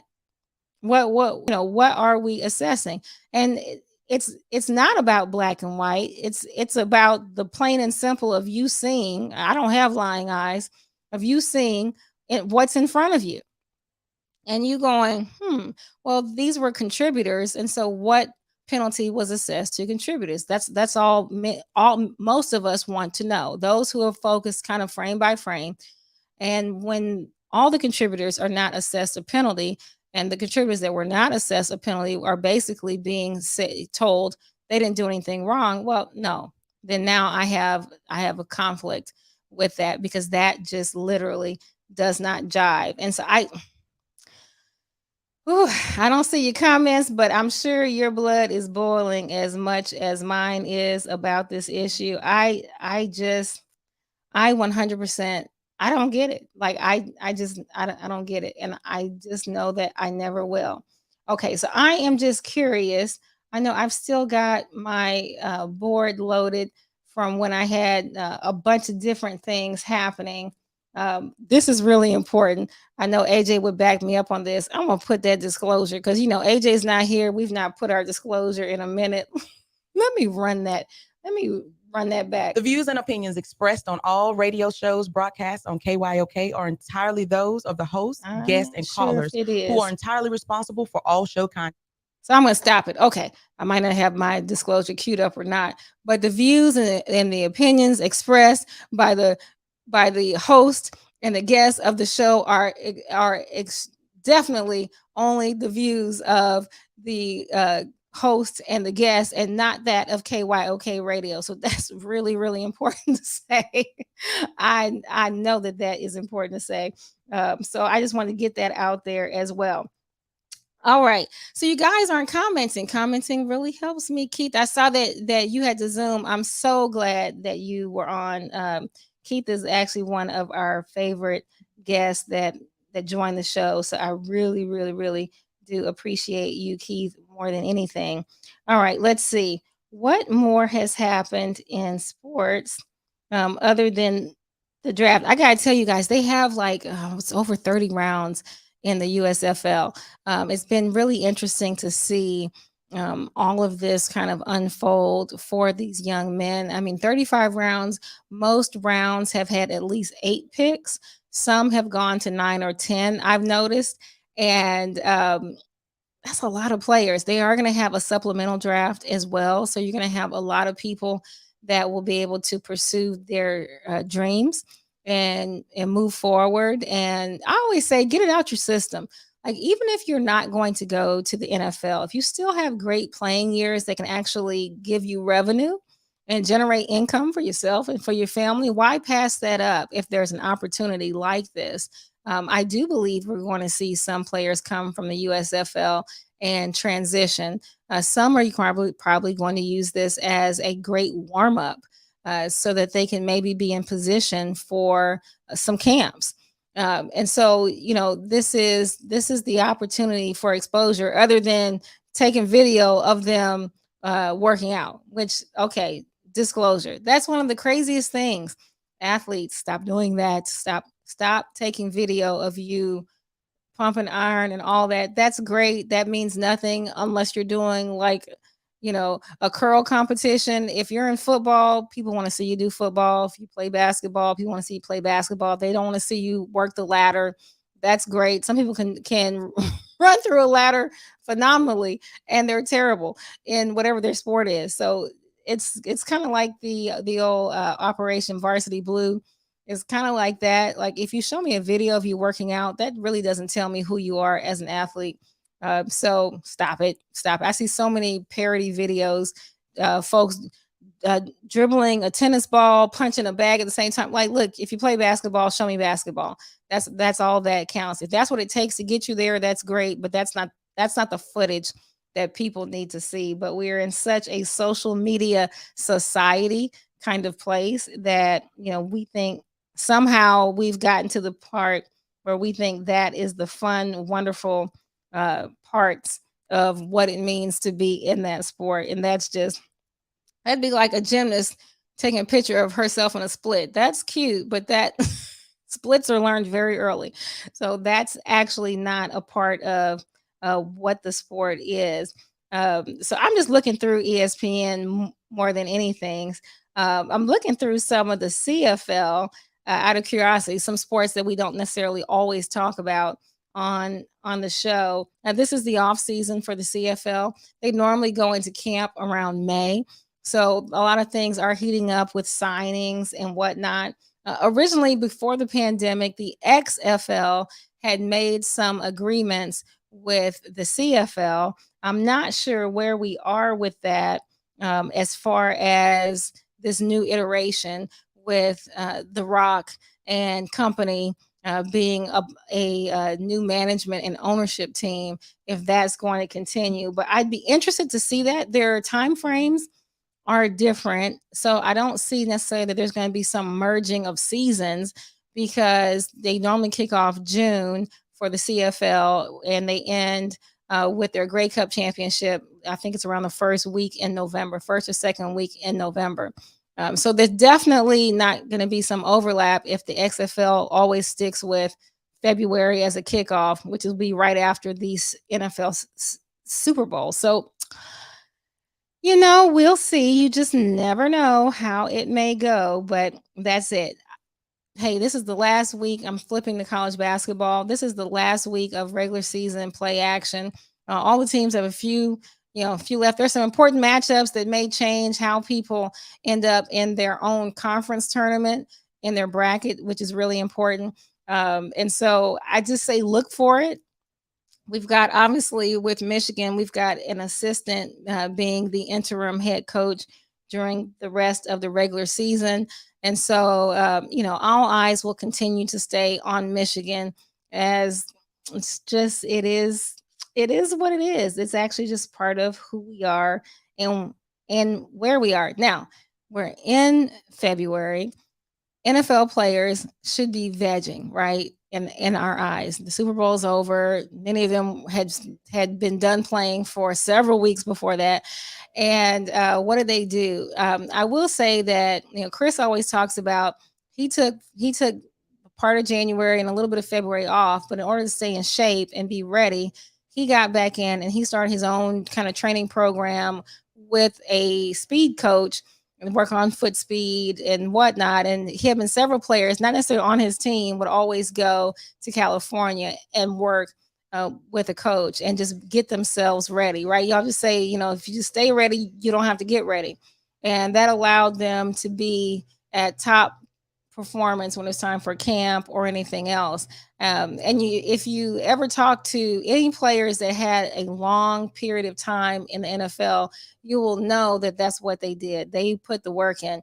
Right about now, this should be the time that we see players that are serious about staying in for next season and for many seasons after that. They should be starting to prep to get into that mode, getting with a good trainer and just getting with it. Let's talk about curling. Oh my gosh, Keith, you are my best friend. Okay. Because let me tell you, curling is so interesting to me. My sister-in-law loves curling. She always says she can't wait for the Olympics, particularly for curling. I just don't know, how do you get started with curling? Like, how do you look at that sport and say, you know what? I'm going to be the one that pushes the thing. And no, I'm going to be the one that does the little brushes thing to try to get it to, like, what about that sport says, like, I can do it, or I should do it. I should totally do this.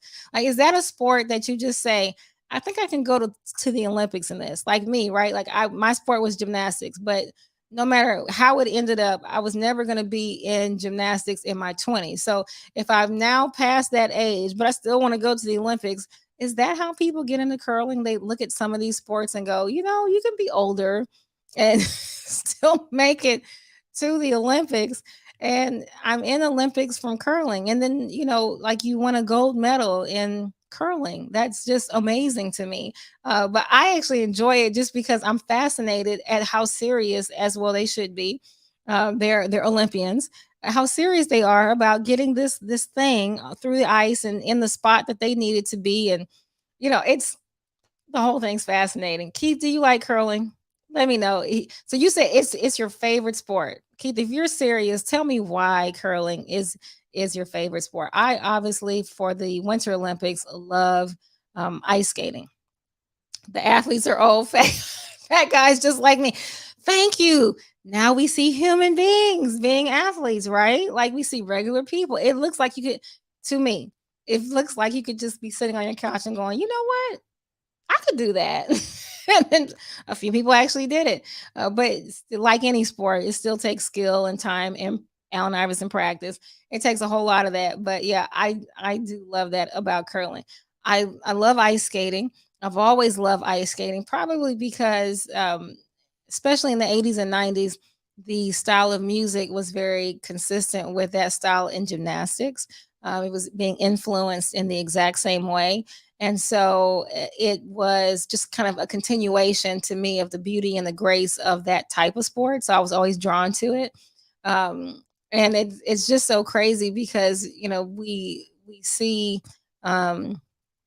incidents. Again, we talk about conflict, the whole Tanya Harding, like, people handle conflict badly. Okay. They handle conflict badly. And when that happens, when it remains unchecked, okay, you don't know anything about curling, but it's fun to joke about. It is. I actually watch it though, but I don't know the rules. I just watch the little things go, and it's just kind of funny to me. But you look at these sports and you go, why are there not enough penalties and enough protection for athletes? The idea that someone could actually walk up to an athlete and hit them with a metal bar, I believe, and hit an athlete's legs. Like, how did this happen? Did we get so relaxed that we stop protecting athletes? Or do we look at an athlete like they're superhuman, so they should be able to protect themselves? And that's literally not the case. Some athletes, you look at the Summer Olympics, especially with their skateboarding, which was added in the Summer Olympics. Some of those athletes were 13 years old. So you have to have people there to protect the athletes. They're there with tunnel vision to focus. And without that thought process, that strategy to really protect those that are participating in the sport, you get bad outcomes. I was stunned, go back to Wisconsin and Michigan, to see what I felt like was perhaps a member of law enforcement, probably more of a security guard and not law enforcement. But I was stunned to see a person that was in great position to protect and serve, and they didn't deliver. And I don't know if, that the one person I saw in the frame, if they could have done anything. I'm not sure. There was a lot of people. I don't know if one person could be a superhero and have calmed it, but I didn't see the effort. And that's the problem I have. With just one person, I would expect to have seen more than one person. That's why a lot of times a lot of people don't realize that teams are given police escorts when they're on their buses, just to prevent opposing team fans from wanting to cut off the bus, which has happened. And it's like when you see a police escort for a college team, you think, oh, that's over the top. No, it's actually not. You could have 50 people on that bus, and the idea that there could be a threat of someone taking action to create a bus accident that could harm the people, a police escort is appropriate. If the signs are there that this could happen, absolutely, it's up to the organization to take action and to do what they need to do to protect the athlete. Now, organization. Now, the athlete has a responsibility. The coaching staff, they have a responsibility to keep themselves safe and the others safe. So again, no one is without responsibility. Everyone's got to take accountability for their part, whether it is that Wisconsin-Michigan game or it's some other event. Talk about tennis with Zverev. He's part of a doubles team, and he's attacking the referee chair, which is kind of like anger, but it was passive aggressive anger. Like, I'm mad. I'm gonna hit your chair. I'm not gonna hit you. So silly to me, but that's what his anger did. But that's where we are. So if I had to redo life, the NBA is talking about, well, what would we do differently? If I do something differently in school, there would be a whole class, a year-long class on conflict resolution and management. There would be a whole class on relationships and the law. Okay. If we're looking at over 50% of marriages ending in divorce, maybe people need to have a better understanding of what life is and what life is not, so that when they reach these conflict moments, they know how to better deal with it. So I would absolutely have that. I would have a full-on class on financial management. There would just be a total shift in offering classes that helped you address things in real life. There's nothing wrong with history, nothing. But I think the miss when we teach history is that we don't teach how it applies and helps us today. If all we do is talk about, I took a world history class, I was honors. I don't say that to brag. I say that to say they give you a lot of work in honors classes. And we had to read Peter the Great. And Peter the Great is an extremely long book. And it was interesting to learn about Russian history and all the things that happened during that time, during those empires. In the 1900s, that was, and Alexander is fine. But tell me how this applies today, because I got to go vote for people that are going to help me where I am today. So how does this apply? We're not teaching real life, and then real life smacks us in the face every day in the sports world. And we see how athletes may lose their money, or athletes may behave badly. And nobody taught them real life, and we just coached them on their sport. And so, yes, exactly, Keith, it's got to be taught in high school. And some things like conflict management should be taught in middle school, where usually emotions first begin to run very high. And you see a lot of dust ups with kids at that age. A lot of bullying goes into overdrive starting then. Like, we've got to teach people how to deal and address when I see things differently from you. Doesn't mean I'm right.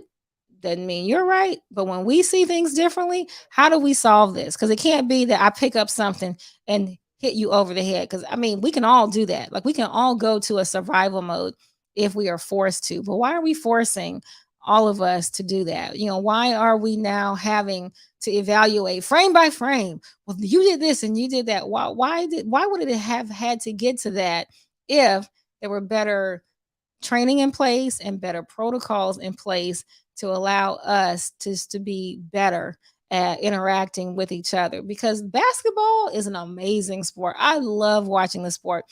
Truth be told, I played basketball for 2 seasons. Don't tell anybody. Yes, I was the shortest one on the team. Yes, I wore knee pads, had glasses. Oh, it was clearly I was a gymnast playing basketball.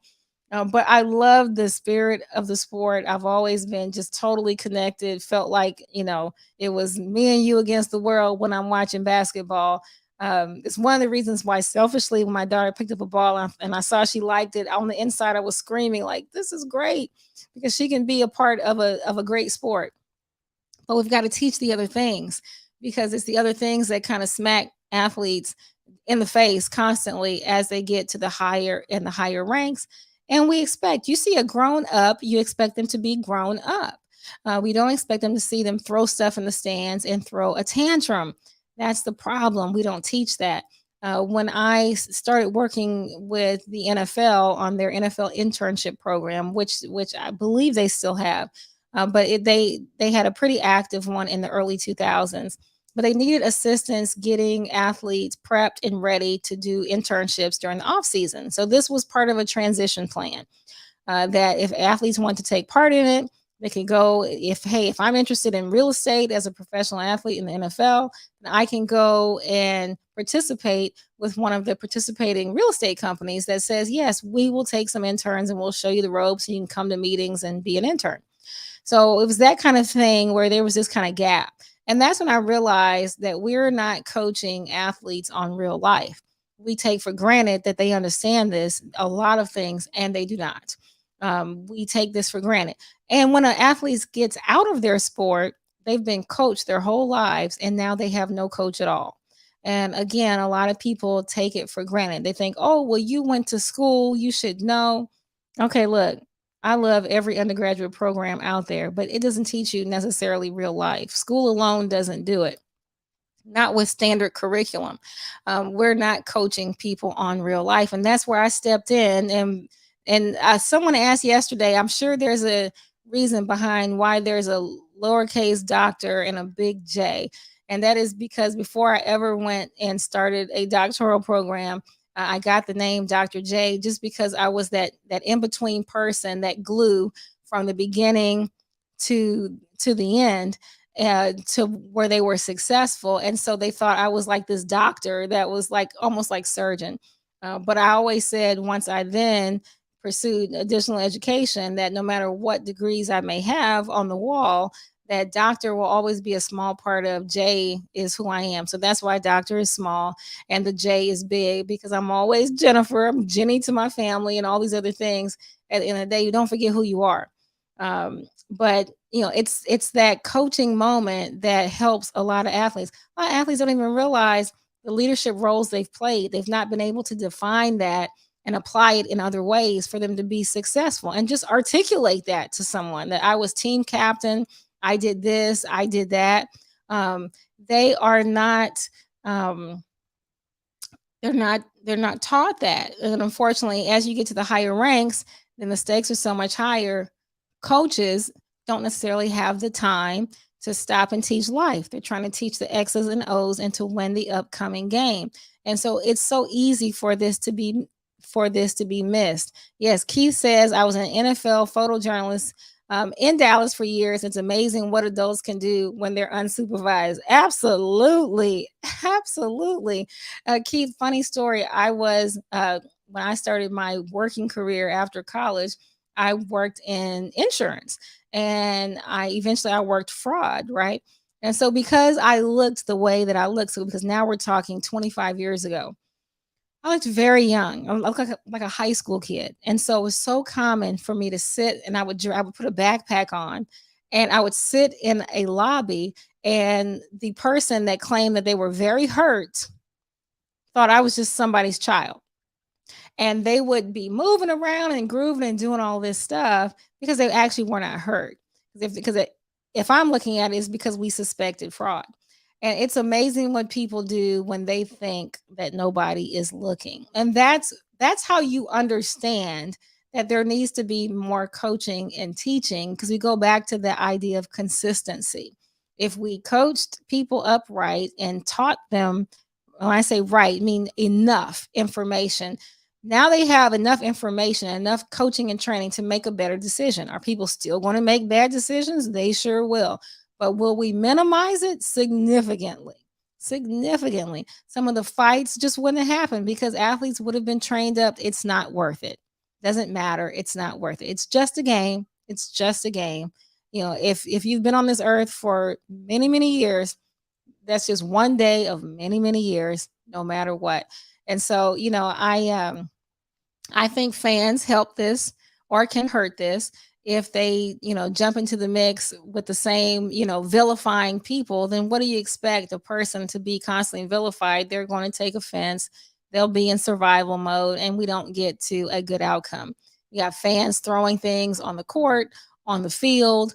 What do we expect as a reaction to that? Let's just be honest and realistic. Where do you go from there when we as fans decide to attack? And you can't be shocked when, you know, when you swiped at the bear and the bear became a bear. You just absolutely cannot be shocked about that. And so, you know, it's just, you know, when you bring yourself to a fight, then you're going to get a fight. It's what it is. So I would definitely say if we took a step back and we reworked how we develop adults, whether they were athletes or not, because in a sporting event, there are athletes and there's non-athletes, and that's the fans, and that's the journalists, and that's all of that. And so everyone's involved in that sporting event. So if we were better at handling conflict, understanding the place of conflict, understanding how to address it, we really get to a better understanding of what we see and how we act. That's just the end of it. So I'm sorry I don't have any commercials. I think I had some, but I'm not sure. And so I'm kind of like AJ. I should have had my board set, but AJ had to run out, so we already knew that he may throw it to me. So hopefully I didn't bore you with my ramblings of 45 minutes straight. We've got about 2.5 minutes left before the end of the show. So I just want to thank you guys so much. Let me tell you, I sit here with AJ and I get so much energy from you. You guys are just this built-in, just plug and play of passion for sports and lots of different sports. And you let me talk about some sports that you may not always talk about, things like tennis and gymnastics and things that are just kind of these unknown little quiet little things. So I just really appreciate that you are interested in that. Keith has always been so active, and just so many other people as well. I cannot thank you enough. I will say, look to see some great football. I probably will pop on the show tomorrow or the next day, but look to see some great things in the USFL. I think you can catch up with them at USFL. Is their Twitter. They are on top of it. Their marketing is slick. It's great. It's going to be a professional league, and you're going to see some great things. They're going to be playing out of Birmingham, Alabama, all the teams together in this first inaugural season, and then they'll go to their respective cities. I believe they're broadcasting on Fox. Probably more than likely do a simulcast with others as well. So just like to see a good football product with solid coaches on all 8 teams. I said that, AJ. So AJ, don't you at me, because I know you don't necessarily like all of the coaches on all of the teams, but they're going to put a solid product out. And so I'm really happy to see what comes about. We'll probably start seeing like images when the guys go to camp. And so I would say definitely look to around March 20th to start seeing like visual activity of journalists going in, interviewing, press conference, getting some footage, during scrimmages and whatnot. And so it'll start to ramp up very quickly. So if you are not tired of football, that's good, because it's at this stage of the game, we're talking year-round football. The USFL championship game, I believe, is scheduled for like July 3rd or 2nd. It's the very beginning of July or the end of June. Right at that point, as you know, NFL camp starts the 3rd week in July. So then you have NFL kicking off. During that time, XFL will then be ramping up. This year, they'll probably do a draft around November-ish timeframe. You have NFL playoffs and Super Bowl in early 23, and then XFL kicks off. I don't know how the USFL and the XFL, how they coincide, but I have a feeling it's going to be just a slight overlap. Right as the XFL will be done with their season, will probably be when the USFL kicks off their season 2. So if you like football, then you love it. So thank you guys so much. You can always find me at Jen Thibeaux, JENNTHIBEAUX. If that's hard to spell, I understand. Don't blame me, blame my daddy. And you can go to JenniferThibeaux.com as well. You've been listening to The Lunch Break on the legendary KYOK radio and so just make sure you keep hosting and keep checking in with us, keep listening. AJ is amazing. I'm just grateful to be on. You guys take care. He always says his thing. Let's not be divided, but let's continue to connect. That's the important thing. You guys have a great rest of your day.